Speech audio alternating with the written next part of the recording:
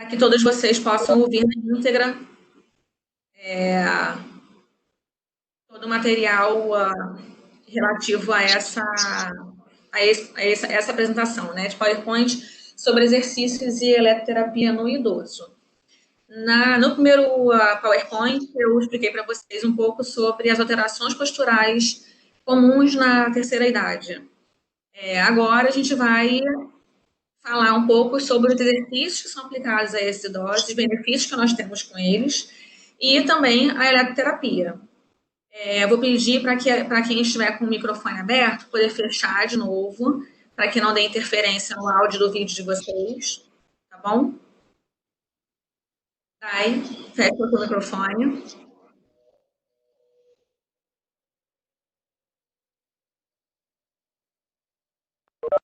Daiane. Oi. Oi, fecha seu microfone. Fechar, peraí. Isso, obrigada. Porque senão o vídeo fica cheio de ruído, né? Fica ruim para vocês assistirem depois. Então vamos lá. Anderson, pode passar, por favor?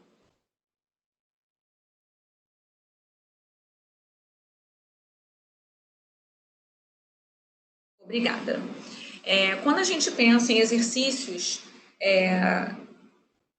voltados para a fisioterapia e aplicados aos idosos, a gente tem alguns objetivos, né? E os principais estão listados aqui. Inclusive, deveria estar no plural aquilo ali. Eu vou depois consertar para vocês. E eles envolvem a melhora do alongamento muscular, promovendo, consequentemente, uma melhora na flexibilidade desse idoso. Visa também melhorar a mobilidade global do idoso, envolvendo articulações específicas ou os grandes segmentos. Tem o objetivo também de diminuir as tensões musculares naquelas regiões que são mais sobrecarregadas, como ombros e panturrilhas, que são áreas naturalmente mais tensas do nosso corpo.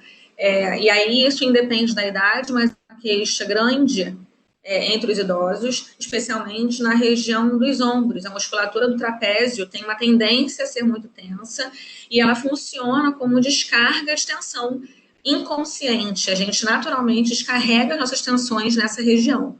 E por isso ela é muito tensa. Então, a gente também tem o objetivo de diminuir essas tensões musculares, além de aumentar o fortalecimento muscular do idoso para uma melhora do controle motor e para ganho de força muscular.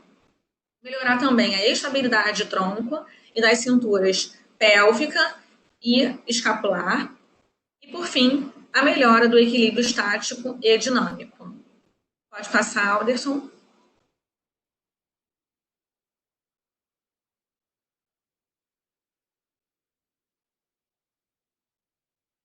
Obrigada. E, como de costume, a gente se baseou, quando eu digo a gente, eu e Mariana, tá? A gente se baseou em alguns artigos científicos para montar o material a ser disponibilizado para vocês. E nessa apresentação de slides sobre exercícios nos idosos, a gente coloca aí 3 importantes artigos que tratam da relação exercício e idoso, né? O primeiro deles pesquisa sobre o impacto do fortalecimento muscular na reeducação da marcha de idosos que residem em instituições de longa permanência. E a conclusão desse artigo diz que a melhora na cadência do idoso após o protocolo, após a aplicação do protocolo do artigo, né? E também após a realização de atividades físicas regulares por esses idosos pesquisados. Pode passar, Alderson.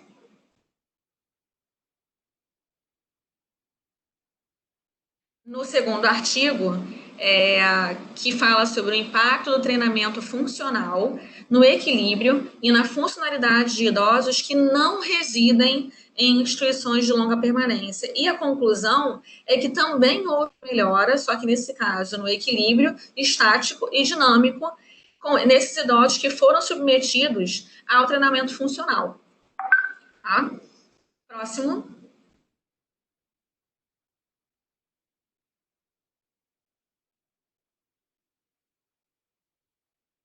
E no terceiro artigo, que faz a pesquisa sobre influência da prática de exercícios físicos, sobre flexibilidade, força muscular e manual e mobilidade funcional em idosos. E, de novo, a resposta foi positiva. Ele mostra que idosos que praticam atividade física, se forem comparados àqueles que não praticam, apresentam melhor flexibilidade e mobilidade. O que a gente conclui lendo esses 3 artigos? Que independente de o idoso residir ou não em instituições de longa permanência, a prática de atividade física e de exercícios orientados ou exercícios funcionais tendem a trazer uma melhora significativa no equilíbrio, na marcha, na mobilidade, na flexibilidade desses idosos. E o que isso traz como consequência positiva para a gente? A chance desses idosos sofrerem alguma queda, que é algo grave, muito grave na terceira idade, que é muito recorrente, diminui bastante quando a gente trabalha com esse idoso dessa maneira. Tá? Pode passar.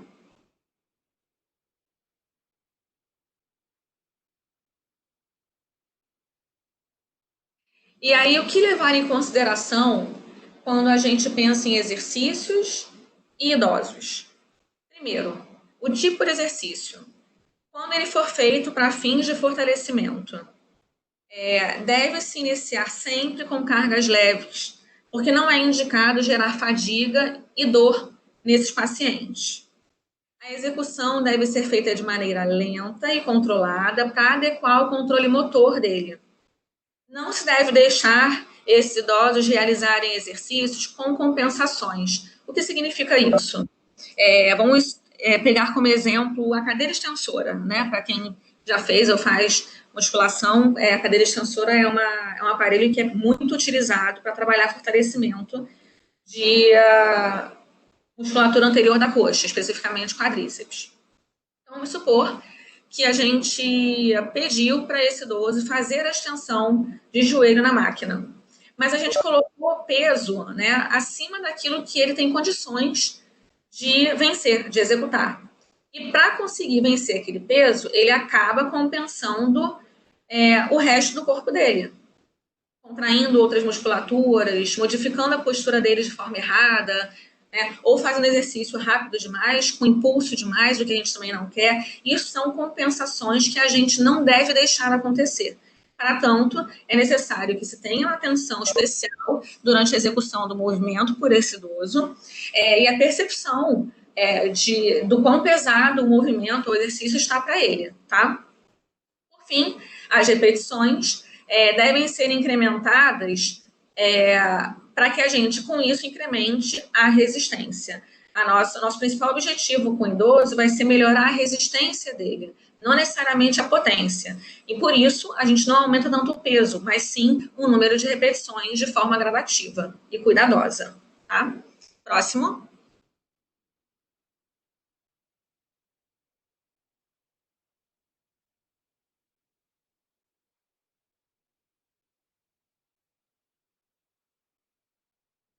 Alderson, foi. Obrigada. Agora pensando nos alongamentos. Os alongamentos devem ser realizados dando preferência às cadeias musculares e, de preferência, que sejam alongamentos dinâmicos, como, por exemplo, o que se faz no Pilates, né, trabalhando com o número de repetições. O alongamento estático não funciona, não traz benefício? Traz, mas a gente está falando que a preferência é para os dinâmicos, tá bom?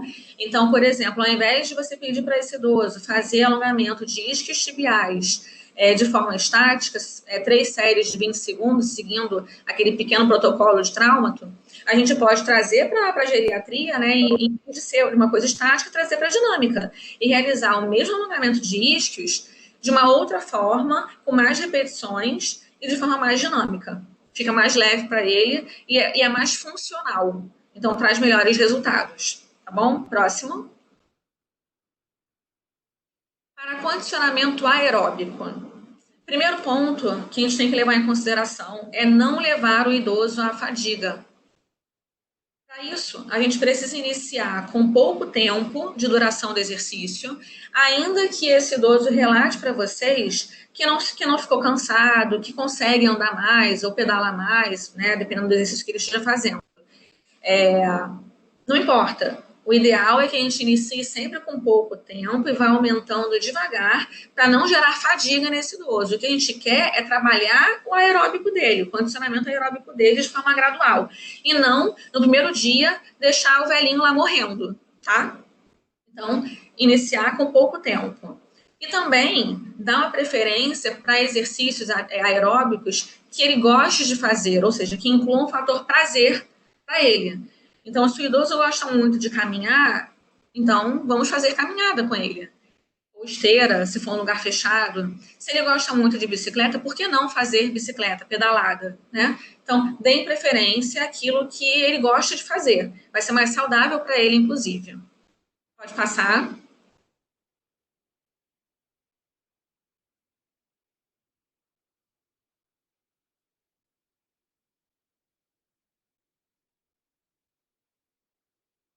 Todos conseguem me ouvir agora? Ou tá falhando ainda? Agora tá melhor. Ai, que bom. Santo Alderson. E levando tudo isso que eu falei em consideração, a gente precisa pensar em uma coisa. O ideal é estimular atividades funcionais para esses idosos. Tá? Que atividades funcionais? Aí passa de novo, Alderson, por favor.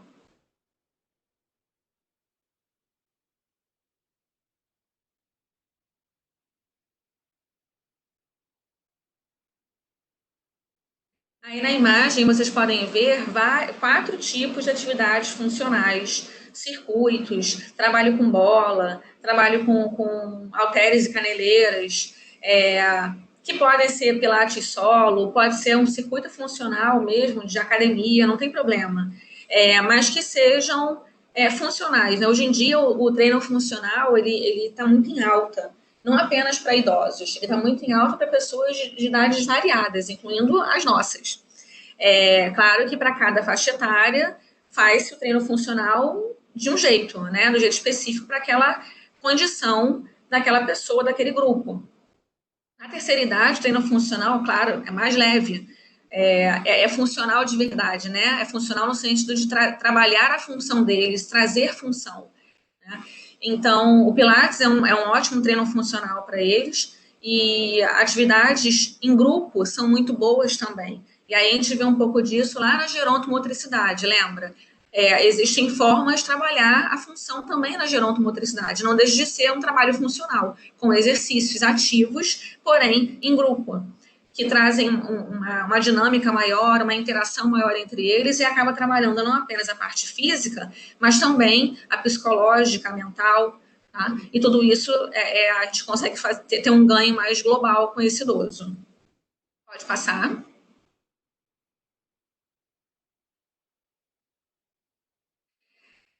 Além de dar preferência aos treinos funcionais, também é importante dar preferência ao fortalecimento de músculos estabilizadores, com exercícios como aqueles que vocês já conhecem também, que a gente já viu em outras aulas práticas que abordamos, que trabalhamos lá no ciclo 1 e no ciclo 2 também, como, por exemplo, a ponte com a mobilidade da coluna, né, em hiperextensão ou flexão, trabalho de glúteos, agachamento ou sentar e levantar, o CLEP, que a gente chama de perdigueiro aqui, né? Porque eles trabalham grupos musculares e preferencialmente os grupos musculares que trabalham como estabilizadores do nosso corpo. Tá? Por que é importante trabalhar os músculos estabilizadores? Porque eles vão dar uma condição de estática e dinâmica melhor para esse idoso. Tá? Pode passar. E aí a gente coloca para vocês não uma figura, não uma foto, não um desenho, mas agora uma imagem real de uma paciente real, Dona Lia, que a gente trabalha nessa parte funcional com ela com exercícios comuns, utilizando de instrumentos como bola, como a overball, né, que é essa bolinha pequena, com o flex ring, trabalhando a ponte com ou sem a bola, enfim. Treino funcional com ela, é só para vocês poderem perceber que o idoso tem condições de fazer isso, e ela faz, tá? E que é importante fazer isso com eles. Embora para a gente pareça algo muito simples, para eles não é. Pode passar.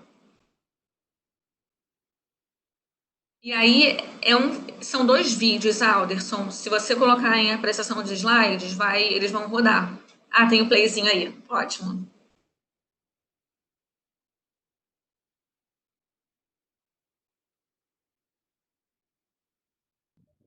Só apertar o play aqui? Eu, no meu computador, eu ponho em modo de apresentação de slides e aí ele já roda naturalmente quando eu entro nesse slide. Eu botei, mas... Bom, mas assim, também não tem problema, vocês vão receber esse material, vocês podem ver depois com calma. Só para que vocês entendam, são 2 exercícios, são 2 formas diferentes, né? No canto direito é um trabalho de point, com a perna apoiada sobre a caixinha, esqueci o puff, sobre o puff, que pode ser sobre uma bola suíça também, como vocês já fizeram. E na esquerda, ela trabalha a extensão de joelho, tá? Para fortalecimento de quadríceps e músculos anteriores da coxa, tá? Isso com apoio do rolinho embaixo do joelho. Aí depois vocês veem com calma a execução do exercício, mas é só isso aí. Pode passar.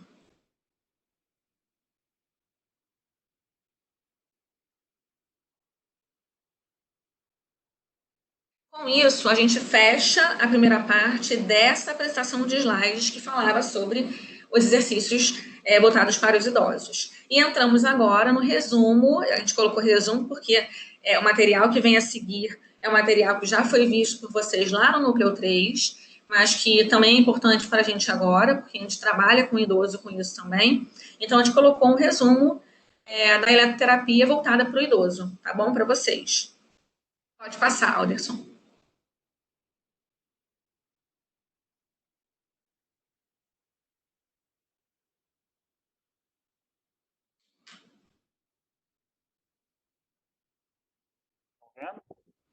Não passou para mim, não. Agora passou. Primeiro a gente vai falar sobre a estimulação elétrica neuromuscular. Vocês sabem qual é a diferença dessa estimulação para o TENS? Quem souber pode abrir o áudio e responder. Ou ninguém sabe? Não? Ninguém? Não sei, professor. Não sabe ou sabe? Pode repetir a pergunta? Se vocês sabem qual é a diferença da estimulação elétrica neuromuscular ou eletroestimulação neuromuscular para o TENS, por exemplo.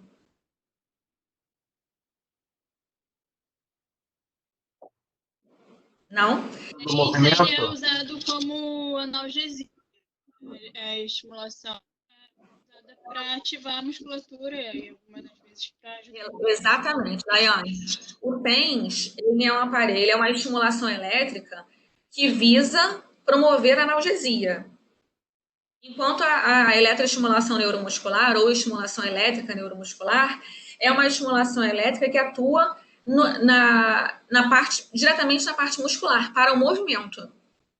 Tá? Então, por exemplo, um exemplo de eletroestimulação... que o fez? Oi? O mesmo que o fez? Exatamente. O FACE é um tipo de estimulação elétrica neuromuscular. Tá? Pode passar, Alderson.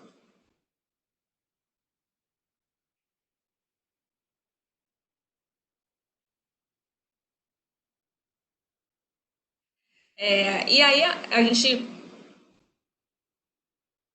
precisa saber que a eletroestimulação neuromuscular ela promove contração muscular, contração essa que é eletricamente eliciada, ou seja, ela é programada e ela é estimulada pelo aparelho.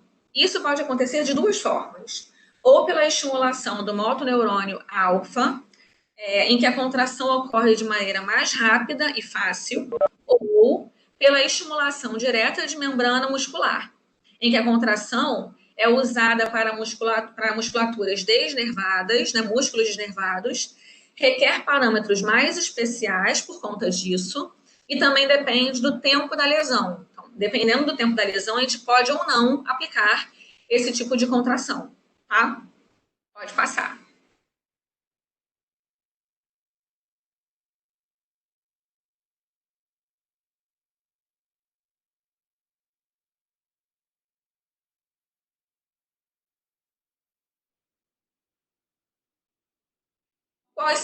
Quais são as indicações desse tipo de corrente?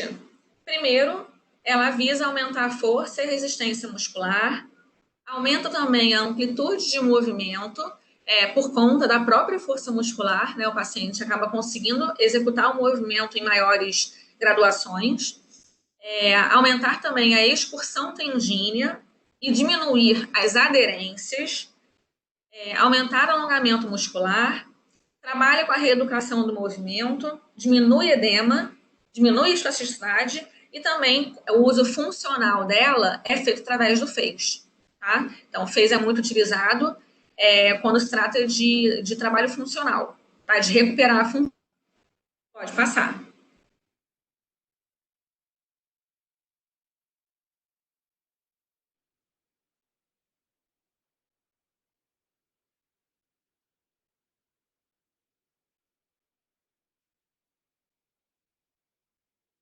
Precauções e contraindicações. Como vocês podem ver nesse slide, são várias, né? Entre elas estão a intensidade alta, aplicada sobre o coração, deve ter cuidado e por vezes é bem contraindicado mesmo. Também tem que ser cuidado quando aplicada diretamente sobre os seios carotídeos, sobre áreas neoplásicas ou infectadas, em pacientes com dificuldade de comunicação.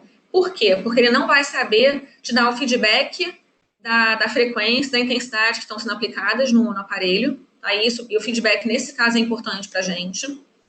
Também há de ter cuidado na região abdominal de gestantes, sobre áreas de doença vascular periféricas ou tromboflebites, porque a gente pode deslocar um trombo, por exemplo, com a contração muscular estimulada pelo aparelho. Em portadores de marca-passo cardíaco ou outros eletrodos implantados, porque a gente pode alterar a frequência do marca-passo, tá? Sobre áreas de tecido adiposo em excesso, em proximidade dos aparelhos de diatermia. Cuidado também ao aplicar sobre áreas anestesiadas, pela mesma razão dos pacientes que não dão feedback por falta de comunicação. No caso de áreas anestesiadas, a gente não vai ter um feedback real do paciente porque ele não está sentindo o estímulo na íntegra, tá? Também há de ter cuidado quando o movimento ativo é contraindicado, já que esse aparelho ele visa o movimento, ele visa a contração muscular. Cuidado com o paciente portador de epilepsia e também cuidado ao aplicar sobre feridas abertas, a menos que elas estejam sendo tratadas. Pode passar, Alderson.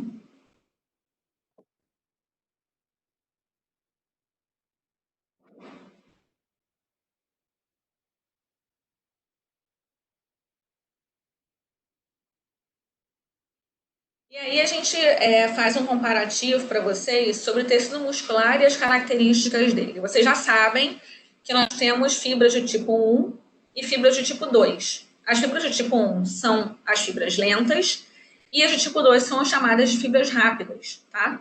E aí a gente colocou na tabela um comparativo entre uma e outra para que vocês tenham uma noção das diferenças que existem entre elas. Em relação à cor, por exemplo, as fibras lentas são mais avermelhadas, enquanto as rápidas são mais brancas. A velocidade de contração das fibras lentas, obviamente, é lenta, enquanto a velocidade de contração das fibras rápidas é mais rápida. A resistência à fadiga das fibras de tipo 1, que são as lentas, portanto, é mais alta do que nas fibras de tipo 2. A frequência de uso das fibras de tipo 1 também é alta, a do tipo 2 também é baixa. Ordem de recrutamento. As fibras de tipo 1, normalmente, durante o movimento, elas são mais recrutadas, elas se recrutam primeiro, tá? E depois vem as fibras de tipo 2, que são as rápidas. Diâmetro da fibra muscular. número de fibras, unidades motoras e diâmetro da fibra nervosa, os 3 casos, na fibra do tipo 1 são pequenos, nas do tipo 2 são grandes. Sobre a captação de energia, as fibras do tipo 1 têm a captação do tipo oxidativa e a do tipo 2 glicolítica, ou seja, do tipo 1 tem a ver com oxigênio, do tipo 2 tem a ver com a glicose, tá bom? Que gera energia. E aí a gente fala sobre a tensão tetânica. No caso das fibras de tipo 1, a tensão tetânica é baixa. No caso do tipo 2, é alta. E aí vocês me perguntam o que é tensão tetânica? Vamos pensar nas contrações acontecendo. Quando a distância de tempo, né, entre uma contração e outra é maior, ou seja, quando a contração é lenta, a distância entre uma contração e outra vai ser maior. Vai haver um espaço maior entre as contrações. Nesse caso, não acontece tensão tetânica, ou acontece muito pouco. Ela acontece com mais frequência nas de tipo 2, por quê? Nas fibras de tipo 2, que são de contração rápida, o intervalo entre as contrações pode ser bem pequeno. Quando a gente coloca um tempo menor ainda para recrutar essas fibras no aparelho, esse espaço pode ser tão pequeno entre uma contração e outra, o intervalo pode ser tão pequeno que as contrações podem se sobrepor. Isso é chamado de tensão tetânica.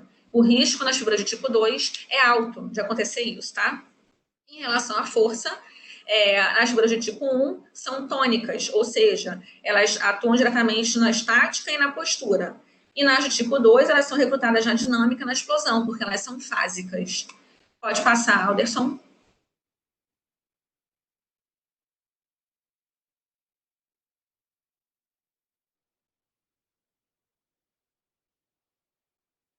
Aí nessa tabela a gente faz uma comparação entre os padrões de contração.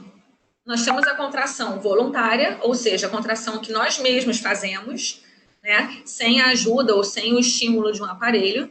E temos, no caso dos slides, uma contração eletricamente elicitada, que é estimulada pelos aparelhos, pela estimulação elétrica neuromuscular. Na contração voluntária, a despolarização é assincrônica, ou seja, não há sincronia na despolarização. Porque você não está tabelando, né, ritmo de frequência, intensidade, é um movimento natural. E a gente pode mudar o ritmo, pode mudar a intensidade da execução de uma repetição para outra, por exemplo. Na eletricamente elicitada, já é sincrônica, porque a gente determina o tempo, a intensidade, a frequência, a largura de pulso. Então, há uma sincronia maior no movimento e na realização das repetições desse movimento. Na contração voluntária, portanto, a gente pode recrutar até 100% das fibras de acordo com o esforço que a gente precisa fazer para realizar determinado movimento. Na eletricamente elicitada, ela não recruta as fibras profundas, tá? Acaba que as fibras mais superficiais é que são elicitadas, que são solicitadas para a realização do movimento junto com o aparelho. E aí isso gera menos cansaço, menos fadiga, tá?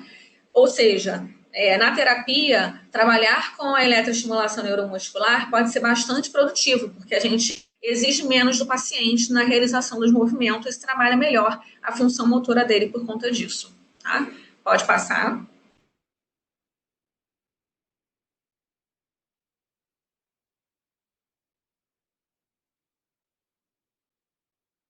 Parâmetros que são utilizados nesse tipo de estimulação. Nós temos a intensidade, a frequência, a largura do pulso, que é chamada de tempo com T maiúsculo, e o tempo total da estimulação, que é dada em minutos, que aí é o tempo da estimulação completa, tá? A intensidade, ela é a quantidade de carga que vai ser aplicada, e pode ser diferente de acordo com cada indivíduo, né? Ela varia de pessoa para pessoa.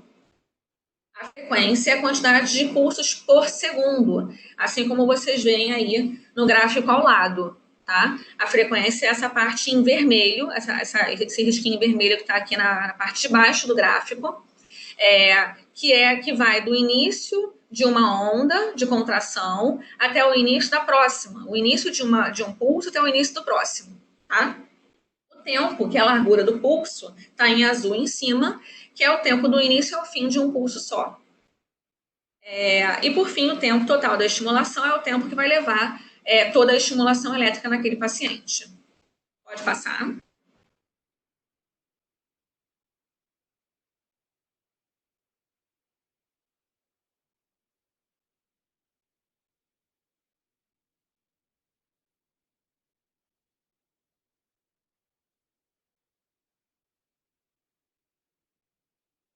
Tempo de disparo dos motoneurônios. As fibras musculares vermelhas, que são as fibras de tipo 1, têm um tempo de disparo de aproximadamente 35 Hz, enquanto as de tipo 2A, que são as intermediárias, 45, e das de tipo 2B, que são as fibras brancas, vão de 65 a 80 Hz, aproximadamente. O tempo de disparo das fibras vai definir qual a frequência de estimulação do aparelho. Então, é importante saber esse tempo de disparo para que a gente possa modular da melhor maneira a frequência no nosso aparelho, tá? Próximo.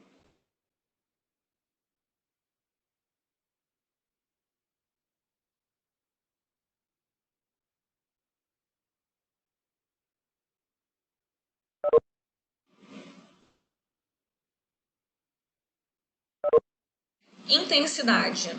A intensidade determina a profundidade de penetração da estimulação elétrica, da corrente que vai ser, do estímulo que vai ser enviado pelo aparelho, tá? Então, a intensidade determina a profundidade dessa penetração. Pode passar.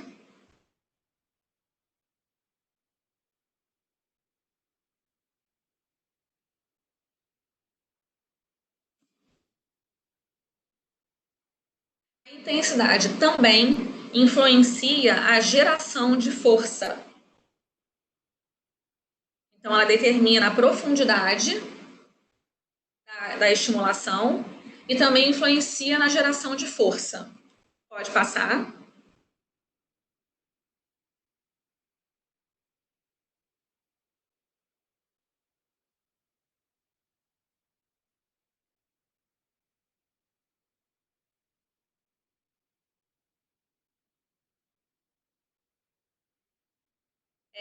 Quando a gente fala que a intensidade influencia na geração de força, é na força do paciente, porque no FEIS, por exemplo, não sei se todo mundo já teve a oportunidade de ver como funciona, quando o estímulo elétrico é iniciado pelo aparelho, quando o pulso é iniciado, a gente solicita que o paciente, por exemplo, execute o movimento ao mesmo tempo. Tá? Então, quando a gente coloca uma intensidade razoável, ela vai estimular também a força do paciente na execução daquele movimento. Tá? E ela vai ser diferente para cada indivíduo. Ela é realmente individualizada. Tá? Ou seja, a gente depende também de um feedback do paciente. Por isso que o paciente que não se comunica direito ou que tem uma sensibilidade alterada, ele pode não nos trazer o feedback que a gente precisa. Tá? Pode passar.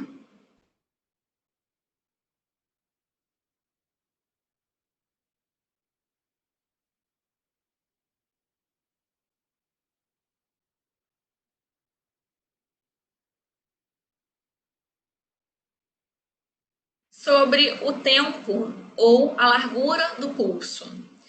A largura do pulso, ela afeta a quantidade de intensidade para haver uma resposta motora e influencia o conforto da estimulação. É importante vocês pensarem que, embora seja necessário, por vezes, uma frequência e uma intensidade mais altas para poder estimular melhor esse paciente, a musculatura dele, não é para ser algo que gere desconforto durante a estimulação, nem dor. Tá? Então, tem que ser cuidado com isso. Pode passar.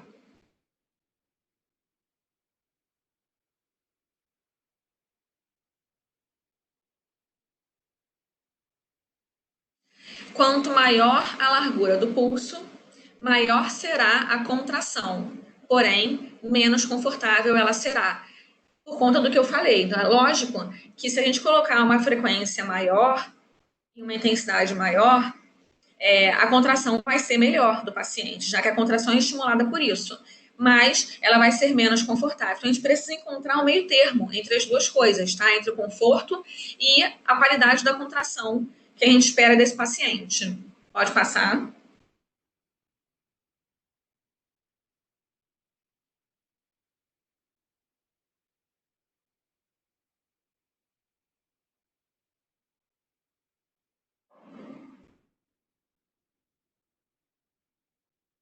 Técnicas de colocação dos eletrodos. Embora algumas pessoas talvez não saibam disso, né? Existem técnicas para colocação de eletrodos. A gente não coloca aleatoriamente, tá? Especialmente quando se trata de eletroestimulação. Porque o TENS, por exemplo, ele pode ser colocado só no local da dor. Mas quando se trata de técnicas de colocação de eletrodos na eletroestimulação, a gente precisa saber qual é o nosso objetivo, né, e adequar os eletrodos a isso. Para isso, a gente precisa saber, levar em consideração qual é o tamanho do eletrodo e qual a densidade da corrente que a gente vai usar. E a densidade da corrente, por sua vez, é calculada através do cálculo entre a intensidade e a área a ser tratada, tá? Então, por exemplo, quando a gente vai usar um eletrodo de um canal com 2 eletrodos, por exemplo, né? Mas 2 eletrodos em que os tamanhos sejam diferentes, por exemplo, que seja um muito grande e um pequenininho, como na figura A. A gente chama de técnica monopolar, tá? Em que o eletrodo maior vai ser colocado bem na direção do músculo que a gente espera trabalhar a contração. E o eletrodo menor, ele vai ser colocado direto no ponto motor, né, do nervo que vai para esse músculo, que gera o movimento desse músculo, que leva a resposta para esse músculo, né? Então, a gente precisa saber colocar direitinho para que a gente tenha uma boa resposta do paciente.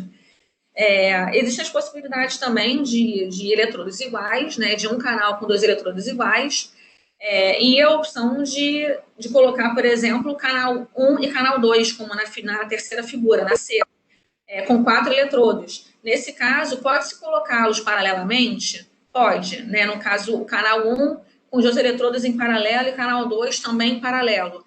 Mas a resposta é melhor quando a gente cruza eles, como está no desenho aí. A gente gera uma corrente melhor, tá? Então, existem técnicas, e antes de aplicar as técnicas, a gente também calcula esse cálculo que eu coloquei para poder saber direitinho aonde aplicar, de que forma aplicar, para que a gente tenha uma boa resposta. Pode passar.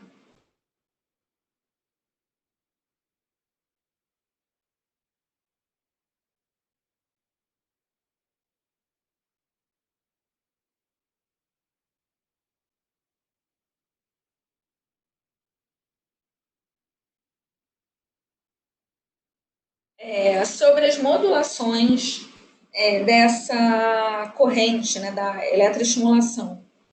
A gente precisa levar em consideração o tempo on e o tempo off, que são esse tom-toff que estão aí, tá bom? Que é quem simplificou na hora de escrever. Tempo on e tempo off. O que é o tempo on? O tempo on é o tempo de contração. Tempo esse que você programa no aparelho. E o tempo off é o tempo de retorno da contração, que vai gerar um repouso. Então, para quem conhece o FEIS novo, a gente colocou lá que o tempo on vai ser de 5 segundos. E o tempo off vai ser de 1 segundo, 2 segundos. Significa que, quando o estímulo iniciar, o paciente vai realizar um movimento e vai manter a contração por 5 segundos, que foi o tempo on que a gente estipulou. E é tempo esse que a corrente vai estar lá estimulando ele. Quando a corrente cessa, ele relaxa o movimento. E se a gente colocou o tempo off para 2 segundos, ela vai ficar em descanso por 2 segundos e iniciar um novo pulso. Quando inicia um novo pulso, gera uma nova contração, segura 5 segundos e assim vai, tá? Então, a diferença é que na eletroestimulação, normalmente, a gente precisa programar esses tempos. Enquanto na corrente do TENS Burst, esse tempo já é definido pelo próprio aparelho, tá? Pode passar.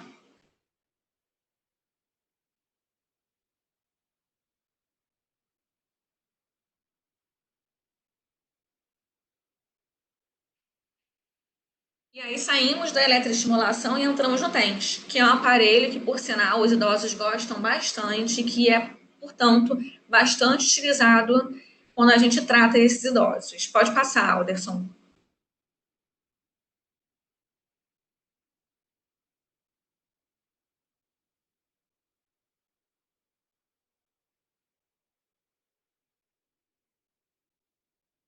O TENS já é um velho conhecido de vocês, né? Todo mundo já conhece mais ou menos esse aparelho. existe esse aparelho lá no ambulatório, mais de um até, vocês devem ter tido chance de aplicá-lo em algum paciente de vocês, mas a gente vai relembrar alguns itens importantes relacionados a ele, tá? A esse tipo de contração. De contração não, de estímulo. O TENS, ele gera, como todos já sabem, e como já foi dito lá no início, um importante efeito analgésico, mas ele também tem ação sobre o reparo tecidual. Ele pode ser aplicado para gerar cicatrização, tá? Para reparar tecido. Próximo. Mas ele é mais comumente, obviamente, utilizado para efeito analgésico. Em 99% dos casos, ele é utilizado para efeito analgésico mesmo.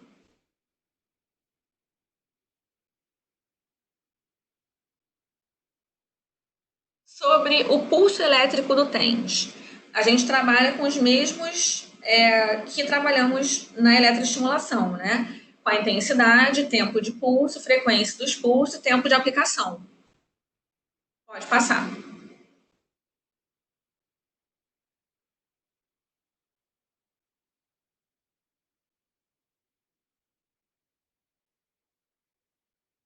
E aí a gente faz para vocês aí uma comparação entre dois tipos de TENS. Uma associação clínica, que é bastante clássica, entre esses dois tipos. O TENS convencional, que é o que a maioria das pessoas conhece mais e aplica mais, ele é uma estimulação que é promovida, né, através de alta frequência, porém baixa intensidade. E ele é indicado especialmente para o alívio das dores agudas, tá? Enquanto a estimulação de baixa frequência e alta intensidade, que é o TENS de modo acupuntura, o TENS tipo acupuntura, ele é indicado para o alívio das dores mais crônicas, tá? Então é importante saber essa diferença para que vocês saibam quando aplicar um ou outro. Veremos mais para frente um pouco mais sobre isso. Pode passar, Alderson.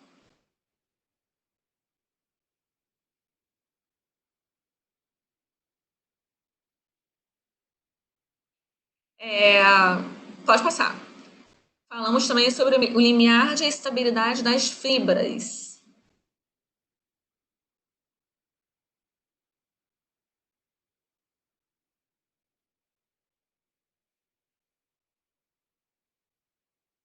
E aí isso depende de cada tipo de TENS, tá? Então, vamos recapitular um pouquinho.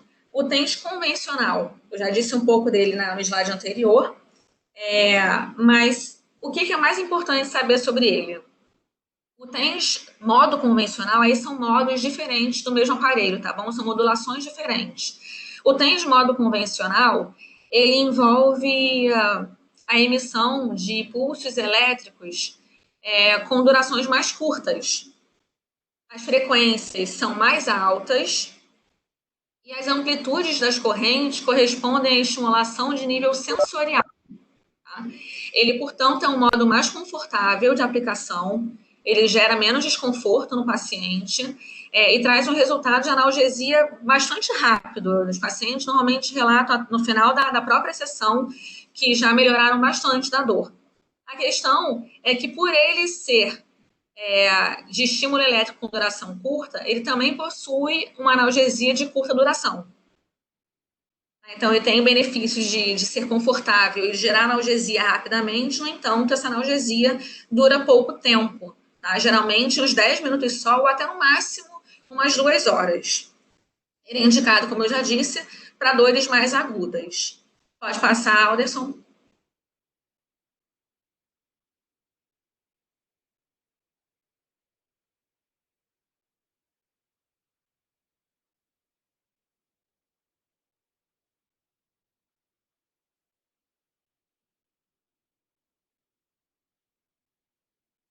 TENS tipo acupuntura. E aí, antes de falar especificamente sobre esse modo de TENS, eu vou fazer um paralelo aqui para vocês, que durante a produção do trabalho de vocês sobre os artigos em dor pélvica crônica,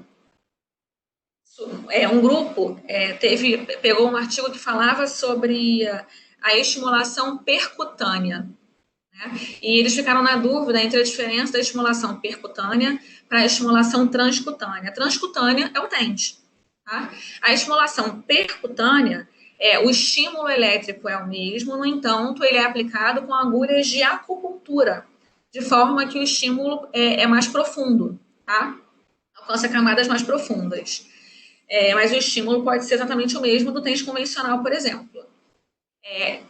Essa estimulação percutânea não é o TENS acupuntura, que é esse agora que a gente vai revisar, tá?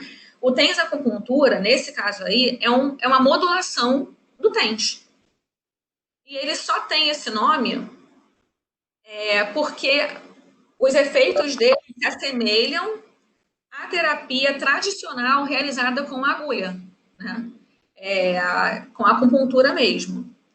Então, ele tem esse nome por conta disso. Mas ele não é feito com agulhas, ele é feito com eletrodo normal, básico mesmo, tá? Com o modo TENS normal. E esse modo de acupuntura, ele se refere à emissão dos pulsos de duração mais longa do que o TENS normal, do que o TENS convencional. Mas, nesse caso, as frequências são mais baixas e a amplitude das correntes estimulam a nível mais sensorial e motor. Tá? Tem um início mais lento de analgesia, ou seja, o paciente demora mais a perceber a analgesia promovida pelo aparelho, no entanto, ela dura mais tempo. A duração do alívio da dor do paciente geralmente gira em torno de 2 a 6 horas, enquanto no TENS convencional ela vai até no máximo 2 horas. E por conta disso mesmo, ele é mais para as dores crônicas, tá? E pode ser feito em domicílio, tá? Pode ser de uso domiciliar pelo paciente portador de dor crônica. Só que de forma intermitente, ele não pode fazer disso um vício, né? Não pode usar o TENS acupuntura todo dia, toda hora. Tem que ser de forma intermitente, com intervalo, com descanso, tá? Mas pode ser aplicado domiciliar para ele. Próximo.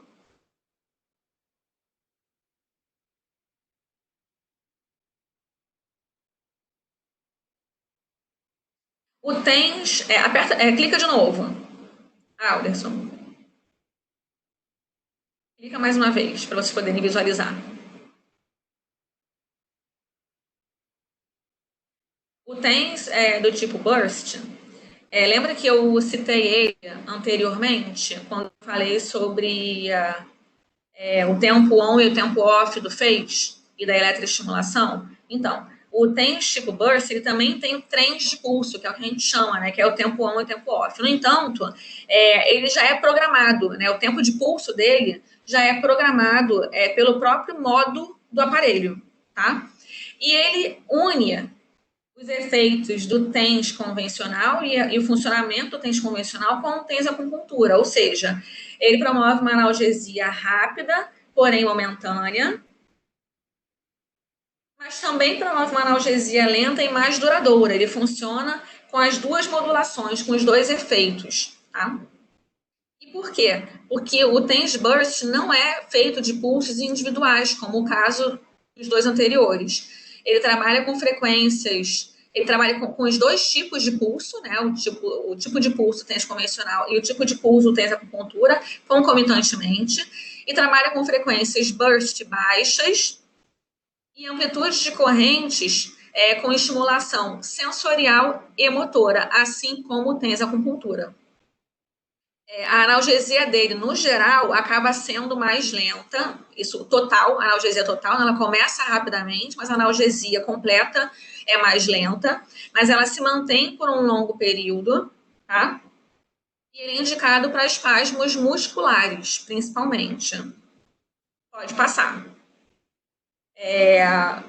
Alguns pacientes que, na minha prática clínica, né, que antes utilizavam somente o TENS convencional, quando receberam a aplicação do TENS tipo Burst, relataram uma melhora significativa dessa dor por tempo mais prolongado, tá?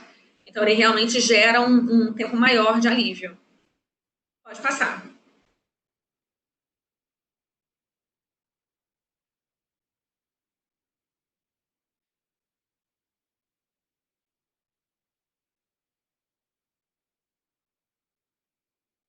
Só para vocês não ficarem confusos entre essa mistura de correntes, né? quando a gente fala que o início do alívio pode ser rápido ou pode ser mais longo, e o tempo de duração da analgesia pode ser mais rápida ou mais longa também, é porque você mistura as duas correntes, né? Então, nem vai ser tão rápido quanto o TENS convencional, nem tão duradouro quanto o TENS tipo acupuntura. Vai ser intermediário, mas é mais tempo do que o TENS convencional de qualquer maneira. Então, ele acaba sendo melhor, tá? E, por fim, o TENS breve intenso, que é o último modo, né, de TENS que vocês verão hoje. Esse tipo breve intenso, a emissão dos pulsos elétricos é com duração longa também, assim como o TENS acupuntura. Ele trabalha em alta frequência e a amplitude da corrente atinge a estimulação nociva. Então, o resultado da estimulação é curto, mas muito intenso. E o que acontece com isso? Ele gera desconforto na aplicação, porque ele acaba sendo muito forte. Tem muitos pacientes que relatam dor à aplicação desse aparelho. E por conta disso, ele é muito menos utilizado do que o TENS acupuntura, que é indicado para dor crônica, assim como esse breve intenso, tá? No entanto, a analgesia dele acontece de forma mais rápida, o início é rápido, e ele é bastante duradouro. Dependendo da aplicação e da patologia do paciente, tá? Só que ele gera desconforto. A gente colocou a duração de alívio pequena aí, porque como ele gera muito desconforto, a gente não consegue colocar a intensidade para gerar uma duração maior. E aí acaba que o paciente relata, geralmente, um alívio só durante a aplicação, e alívio esse que se confunde com o desconforto gerado pelo aparelho. Então, acaba sendo uma modulação que a gente não utiliza muito na prática clínica, tá? A gente acaba optando pelo TENS convencional, pelo TENS acupuntura ou pelo TENS tipo burst. Especialmente porque o TENS acupuntura ele é indicado para dor crônica, assim como esse. Então, entre gerar desconforto e não gerar desconforto, é melhor não gerar e ter um efeito bom.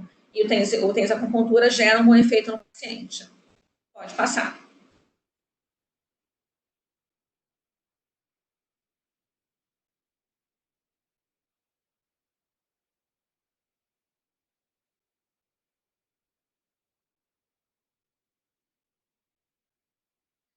Sobre a colocação dos eletrodos. Os eletrodos, eles são um instrumento, né, que nos ajudam a garantir o sucesso da nossa terapia com o paciente, porque é através deles que a corrente vai ser passada, né? E agora, a colocação dos eletrodos, ela pode obedecer a diferentes técnicas.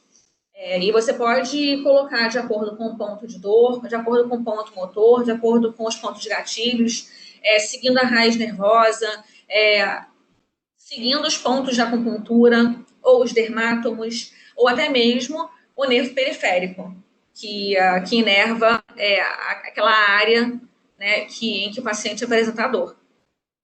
Por conta dessas diferentes técnicas, vão haver grandes variações individuais, tanto em relação ao paciente, ao retorno do paciente, ao feedback do paciente, quanto em relação à patologia ou à dor e à área que serão tratadas, tá? E aí, vamos passar de maneira mais rápida, porque eu só coloco figura para ilustrar agora. Em relação ao ponto de dor, vocês vão procurar o ponto de dor do paciente, né? Ou vão seguir o relato, já pode passando, Alderson. Vão seguir o relato de dor, a área de dor do paciente, aplicar os eletrodos naquela área, diretamente naquela área.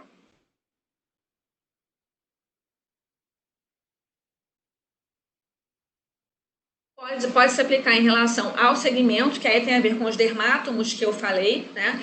Quando for um segmento inteiro, vocês vão seguir a direção dos dermátomos para aplicar esses eletrodos. Pode ser aplicado também em relação ao nervo periférico, e aí quando a gente fala de nervo periférico, a gente pensa no seguinte, quando o nervo periférico, ele está relacionado com uma região dolorosa que você quer tratar, né, quando ele inerva essa região de dor do paciente, que o paciente relata, esse nervo ele pode ser o alvo da nossa aplicação. tá? Então, você pode seguir o nervo periférico. Lembrando que você pode aplicar o TENS, nesse caso, nas extremidades do nervo periférico, né, seguindo as extremidades dele, o caminho dele, tá? Ou só na área, no ponto de dor mesmo do paciente. E em relação aos pontos motores, é importante lembrar sempre que as áreas de ponto motor, elas contêm axônios sensoriais, motores e autonômicos, ou seja, são áreas sensíveis, tá? E por conta disso mesmo, elas dão uma boa resposta, elas levam um estímulo de uma maneira muito boa, né, e rápida ao sistema nervoso central. Gera uma boa contração muscular quando solicitada pelo paciente e também influenciam no controle circulatório. Então, é uma boa forma de aplicação, o ponto motor por conta disso. Em relação aos pontos gatilhos, ponto gatilho é o ponto doloroso, que a gente encontra facilmente com a distupressão, porque são focos bastante sensíveis e irritáveis na pele, na face muscular, no tendão, ligamento ou no próprio periósteo. Então, a gente vai aplicar o TENS, né, a placa, o eletrodo, exatamente no ponto gatilho, naquele ponto doloroso que a gente encontrou. Que apresenta uma dor bem local e que geralmente o paciente consegue referir facilmente, tá, quando você toca na área. Pode passar.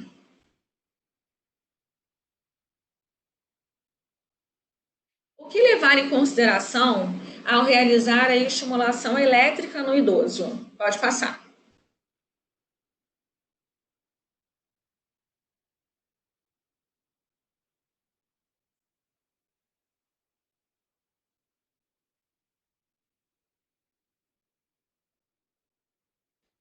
O primeiro ponto importante que se deve ser realmente levado em consideração quando se trata de eletroterapia aplicada ao idoso, principalmente, com relação à intensidade da estimulação elétrica. Essa intensidade, ela deve ser sempre confortável. Não deve gerar dor no paciente. E quando a gente pensa que os idosos têm uma sensibilidade normalmente aumentada, a gente precisa ter mais cuidado ainda em relação a isso. Porque a ideia é trazer alívio para ele e não desconforto. Então, a intensidade tem que ser algo que se leva bastante em consideração durante a aplicação do TENS desses pacientes. Pode passar.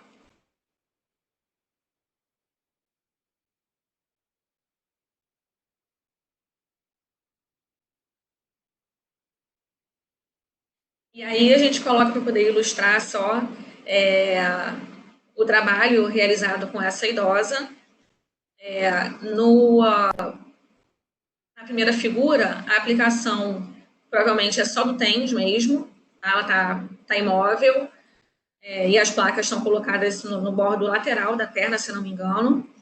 E no lado direito, provavelmente é o FACE, tá? Em que a gente solicita a contração muscular durante a realização do estímulo elétrico do aparelho. Eu acho que esse é o último slide, se não me engano. Não é, Alderson? É o último slide. Isso. Pode interromper a apresentação. Alderson, muito, muito obrigada. Mais uma vez. Vocês todos conseguiram ouvir agora todas as explicações? Em todos os slides? Que bom. Sim. Porque elas são importantes, não apenas pela questão teórica em si, quando a gente pensa no nosso núcleo, mas principalmente quando a gente pensa na abordagem com esses idosos. A gente optou por fazer esse resumo, né, da eletroterapia para vocês, de tipos de estímulo que são utilizados bastante com os idosos, em função das características que eles apresentam, porque a gente sabe que no núcleo 3 é muita informação. E a eletroterapia, ela é bastante complicada, né? Ela é muito minuciosa, tem muitos detalhes. Então, a gente optou por fazer esses slides com esse resumo todo para vocês, para facilitar vocês relembrarem esses tipos de corrente que nós temos possibilidade de usar com esses idosos. Eu espero que tenha sido explicativo para vocês, que vocês tenham conseguido se lembrar daquilo que vocês aprenderam lá no Núcleo 3, tá? E que o material sirva para estudo de vocês. Não deixem de ler os artigos que foram indicados nas 2 apresentações de PowerPoint de hoje, tá? Se não me engano, são os 4 artigos diferentes, né? E porque são artigos bastante interessantes e bem relevantes também sobre o assunto que foi abordado hoje. E aí eu gostaria de lembrar vocês, mais uma vez, que o nosso quiz da SA2 será realizado amanhã, de 7 às 8. E que, portanto, ele também nele também contém questões relativas à aula de hoje, tá? Porque a aula de hoje também é sobre a SA2.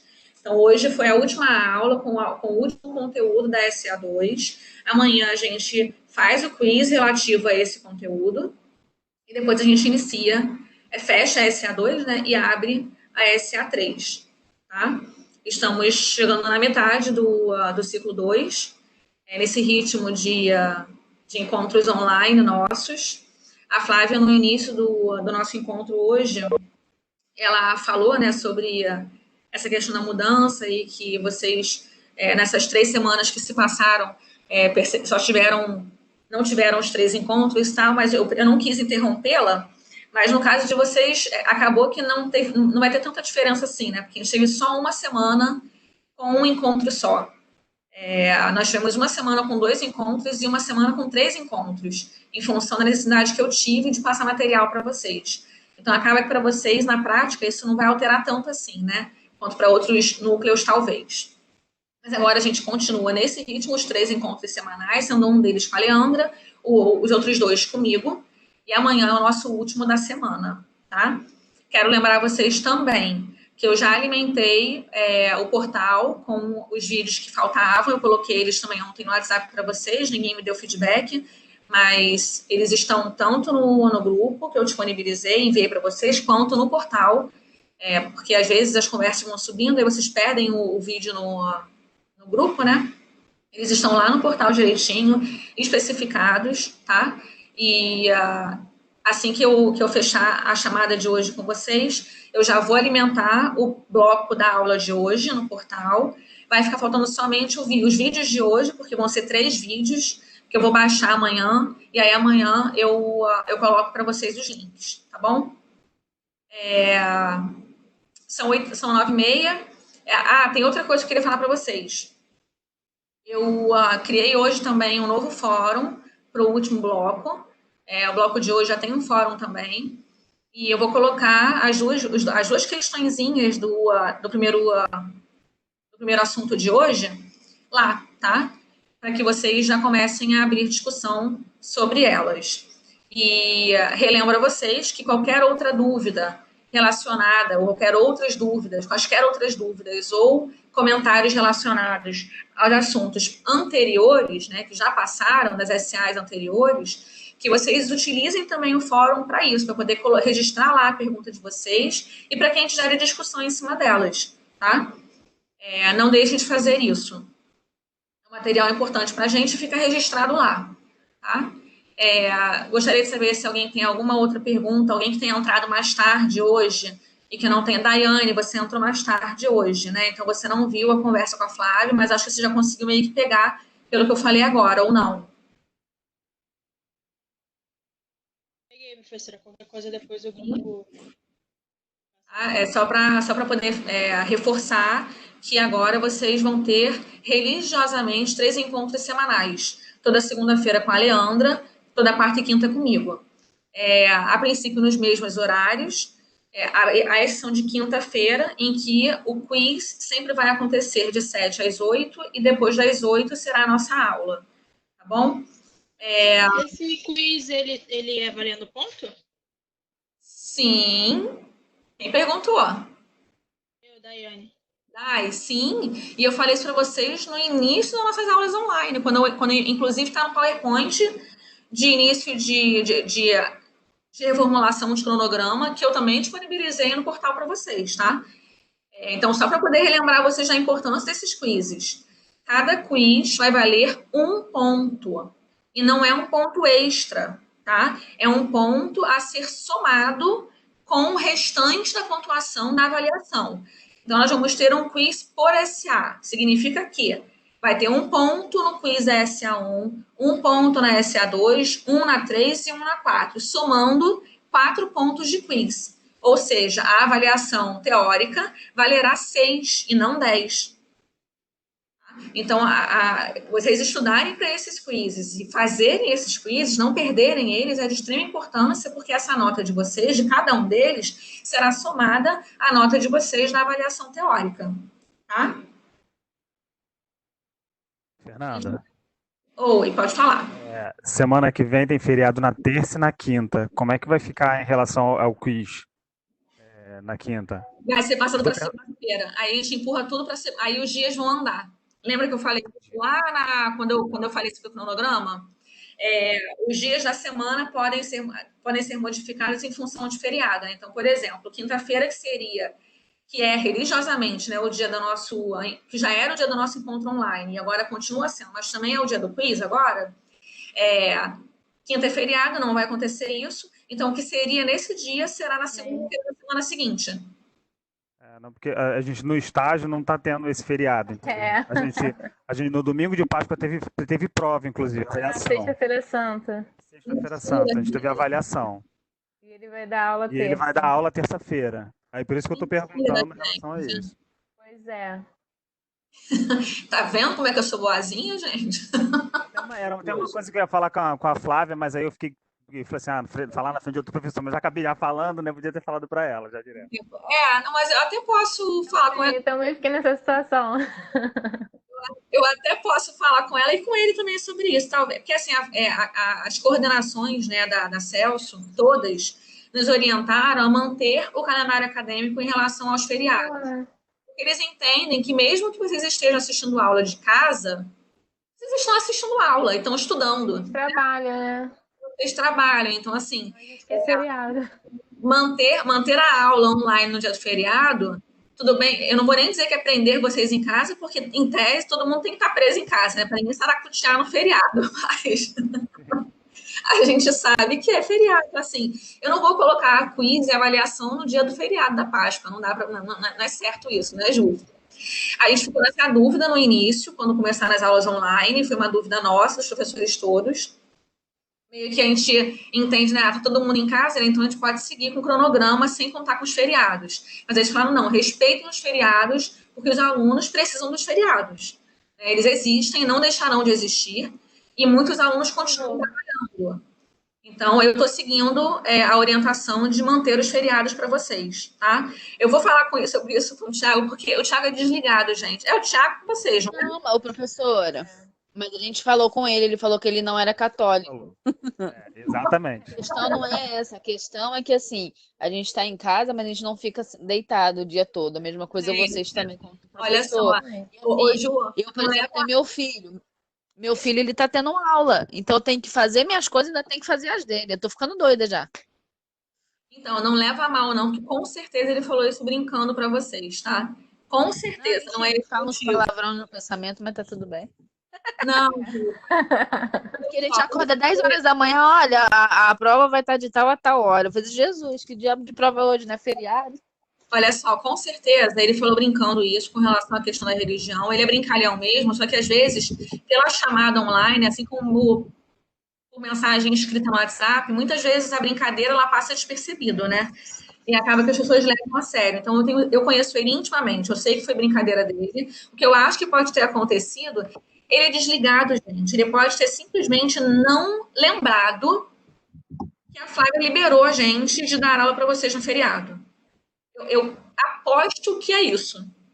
E por isso mesmo, por conhecê-lo, eu vou falar com ele sobre isso, eu vou falar rindo já, porque eu sei que foi isso. Ou mexer com ele. Pode falar que a gente falou com ele no grupo, mas ele cagou, mas tá tudo bem. O problema não é nem ser católico, o problema é a canseira mesmo, que a gente precisa descansar, que a gente fica doida aqui de tanto ler coisa. Exatamente. Mas assim, fiquem tranquilos, isso estava gravando. Parei de gravar agora, estava gravando, tá, Ju? Vocês, por favor. Põe lá. Não, mas eu aparecendo. Eu não queria Eu excluir ele sabia pra dessa Flávia, gente. agora tá gravando o meu comentário. Não é? Isso aí. Eu já parei, Eu falei, você é reprovado no estádio já, né? lembrei disso agora. Eu parei de gravar agora. Esse negócio de gravação corre. Mas, enfim, vocês fiquem tranquilos, assim, me ouçam. Eu tenho certeza que não foi por mal a questão da religião que ele falou. Certamente isso não seria um motivo para ele dar continuidade em dia de feriado. Eu realmente, conhecendo ele tão a fundo como eu conheço, eu acredito piamente que ele passou reto pela orientação de manter o cronograma em relação aos feriados. Ele deve ter simplesmente esquecido que a orientação foi dada, ou de repente ele não estava presente na reunião que foi feita para falar sobre isso, porque pode ter acontecido isso também, tá? Eu vou falar com ele sim, vou lembrar isso a ele. O problema é que, assim, até onde eu sei, o encontro online com vocês relativo ao estágio deve estar acontecendo o quê? Uma vez por semana? Ele com a gente na terça à noite, mas ele repete na quarta de manhã, porque tem a Outra luz da coisa. manhã também, né? Mas aí Entendi. fica sempre mesclado. Eu não consigo Então, assistir na eu quarta de manhã. O que pode estar movendo ele também a manter o dia de vocês é o fato de ser um dia na semana só, o encontro. Nos outros dias ele deve ter encontros com outros grupos, né, de outros trabalhos e outros alunos também, para outras atividades. Assim como eu, assim, a gente, por exemplo, né, a gente, em vez de ter aula na quinta-feira, que é feriado, tivesse que, entre aspas, repor essa aula no outro dia da semana, ia ficar péssimo para mim, porque eu tenho outros dias da semana, eu tenho outras turmas. Então, eu não conseguiria encaixar em outro dia, outro horário, a turma de vocês. E como vocês trabalham o dia todo, colocar vocês junto com a turma da manhã no dia seguinte, certamente ia gerar confusão, né? Porque vocês, a grande maioria de vocês não ia poder atender ao chamado no dia que ele faz com a turma da manhã, no horário da manhã. Então, talvez ele esteja mantendo também esse único encontro semanal de vocês intacto, mesmo em dia de feriado, por conta disso, porque senão vocês ficam aquela semana inteira sem encontro com ele. Tá? Mas, de qualquer maneira, eu vou falar com ele sobre isso, vou ver qual é a possibilidade de flexibilizar, ou pelo menos não colocar avaliação no dia, né? E aí ele tenta ajustar isso com vocês. Mas não, avaliação não vai ter, ele vai dar aula. Ele foi um questionário, tipo quiz também na sexta do feriado. Entendi. Então, assim, só não levem a mal, porque foi como a Flávia falou, né, no início da chamada. É um momento em que a gente está tendo que fazer ajustes constantes. Está sendo um momento de muitas mudanças, tanto para vocês quanto para a gente. Então, e em cada mudança que a gente faz, a gente precisa pensar em uma série de coisas que envolvem essa mudança, né? Não é tão simples quanto parece. Então, não levem a mal, tá? Ele ter colocado o quiz no dia do feriado e ter mantido o encontro no dia do feriado. Eu não acho que foi de maldade com vocês, não. Eu acho que eu pensando realmente em não deixar vocês sem a semana, né, de aula. Eu vou falar com ele e vou passar isso. Eu vou falar com ele e falar com a Flávia também sobre de que maneira eles podem resolver isso, tá? Eu não vou falar direto com a Flávia, prefiro falar com ele antes, para que ele mesmo resolva isso com ela, tá legal? Mas não levem a mal e estejam presentes no dia da aula dele, tá? Porque é importante para vocês também. Jansen me pergunta aqui como é o tempo da entrega do quiz. Me preparei para não estar trabalhando, acho que seria hoje, mas mudou. Então, ô Jansen, eu não sei se vocês viram que eu enviei essa mudança ontem ainda, tá? Essa mudança não está sendo feita hoje, não, tá? Eu avisei ontem ainda, justamente para que vocês pudessem se organizar para o cronograma da semana, né? Para a aula de hoje e para a aula de amanhã. E por que a gente optou? Eu vou falar que, assim, a mudança no dia do quiz, ela foi feita em função de vocês mesmos, tá? Porque se eu mantivesse o quiz hoje, ele seria feito agora no final da aula e englobaria o assunto de hoje. E aí eu entendi que ia ser maldade com vocês, porque eu passei muito conteúdo hoje para vocês. Vocês precisam reler, precisam lembrar, precisam fixar essas informações na cabeça. E seria maldade fazer vocês fazerem uma avaliação com esses assuntos de hoje, já hoje. Passei para amanhã por conta disso, para que vocês tivessem mais tempo para poder estudar todos os assuntos, incluindo os de hoje, tá? O problema de aumentar o tempo de entrega, Jansen, é que eu atraso a minha aula com vocês e amanhã eu tenho muita coisa para poder fazer também. Tá? São só 10 questões, não são. Continua sendo o mesmo número de questões que foi no primeiro quiz, você não fez. Não são questões enormes, a grande maioria das pessoas terminou em no máximo 40 minutos a avaliação do quiz, não demorou 1 hora para ser entregue. E eu não acho que vocês vão precisar de 2 horas para isso também nesse quiz, não. Aí eu dar 2 horas de quiz significa eu dar 1 hora só de aula, e eu preciso dar conteúdo amanhã. Agora, se vocês concordarem em iniciar o quiz às 6h30 e não às 7, eu posso iniciar às 6h30 e deixar até às 8 para vocês. Aí eu não me incomodo. Não, professora, pelo amor de Deus, porque eu ia até falar assim também. Se não teria como mudar o horário do quiz, porque eu não sei se mais alguém voltou a trabalhar, mas eu tive que voltar e mudar o meu horário, porque foi mandado embora uma renca de gente lá e me botaram para o horário da tarde, que é hora de manhã. Ou seja, eu tô saindo de lá às 6h30, 7 horas. Hoje eu consegui chegar aqui 8h30 com a ajuda de Cristo, porque não sei como é que vai ser. E se eu te inverter, então? Se amanhã a gente inicia a aula fechando a SA2, aí eu abro a SA3, explico o conteúdo da SA3 de amanhã, e na última hora de aula, ou seja, de 9 às 10, eu disparo o quiz para vocês. Ajuda? Pô, muito. De verdade. Já ajuda? Ajuda.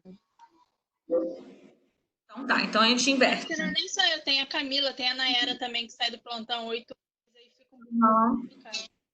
Tá bom. Eu coloquei no início da aula para que a gente seguisse a ordem das SAs, né? Para que eu não fizesse um quiz depois da SA ser fechada. Mas isso não é tão importante assim, não. Eu posso fazer no final da aula sem nenhum problema. Se para vocês fica melhor, a gente faz isso então, a gente inverte, tá? A gente faz, às 7 horas eu inicio a aula com vocês, vamos até às 9, e aí 9 horas eu interrompo e disparo o quiz para vocês fazerem, tá? Com um tempo de 1 hora de duração mesmo. Tudo bem? Para todos? Fica bom assim para todo mundo, gente? Por mim tá bom. Também não quero fazer um que prejudique o resto. Tá bom? Então tá. Então, não tem problema não. Eu vou colocar essa alteração no WhatsApp também, porque tem pessoas que não estão aqui e que não vão tomar conhecimento disso agora, né? E como eu vou colocar o vídeo amanhã disponível, essas pessoas vão saber em cima da hora. Então, eu vou, assim que terminar a chamada com vocês, eu vou alimentar o portal e vou colocar essa mensagem no grupo para poder registrar essa alteração. Eu espero que todos estejam presentes para participar desse quiz que vale ponto, né? Então, por favor, não deem mole com isso, tá bom, gente? Ele vale ponto, tá? Lembrando a todos vocês que o conteúdo desse quiz vai englobar todas as aulas que foram dadas sobre a SA2, tá? A gente não se baseou especificamente nos artigos que foram disponibilizados como material de apoio. A gente se baseou nas explicações e no conteúdo que a gente disponibilizou para vocês, tá? Porque já é muita coisa para estudar. Tá legal? Tá legal. Então, bons estudos para vocês todos. Obrigada a todos pela participação, mais uma vez. Espero que a aula tenha sido proveitosa, apesar dos contratempos relativos à internet. Hoje, realmente, no início não estava legal. O pior é que agora, Alderson, a internet estabilizou, né? Ficou legal. Lei de Murphy, né? Mas muito obrigada mais uma vez e eternamente pela sua ajuda, não só comigo, mas com todos os colegas da turma. É importante frisar isso. Você é uma pessoa que se disponibiliza sempre a ajudar, e eu acho isso louvável, tá? Foi o inimigo, né, Jansen? Nada. Muito obrigada a todos. Espero que vocês tenham conseguido ouvir tudo direitinho. E assim que eu disponibilizar o vídeo, eu envio para vocês. Tá legal? Uma ótima noite para todo mundo. Até amanhã às 7 horas. Beijos. Beijo, tchau, tchau. Boa noite. Segura só um minuto, gente. Antes de sair da chamada. Só um minutinho. Nada demais, não. Só quero tirar uma foto de vocês de câmera fechada. Eu nem isso. Ah, é? Porque todos os meus colegas ficam postando toda a aula online, não sei o que e tal, e eu não posto nada, cara. Gente, eu fico para trás nesse negócio de postagem. Eu tô trabalhando tanto que eu nem lembro de Instagram, de Facebook. Se vocês postarem, me marquem, por favor, tá legal? Sempre. Que eu compartilho a postagem de vocês. Obrigada de novo, gente. Boa noite para todo mundo, tá? Um beijo. Tchau. Boa noite. Tchau. Tchau, boa noite.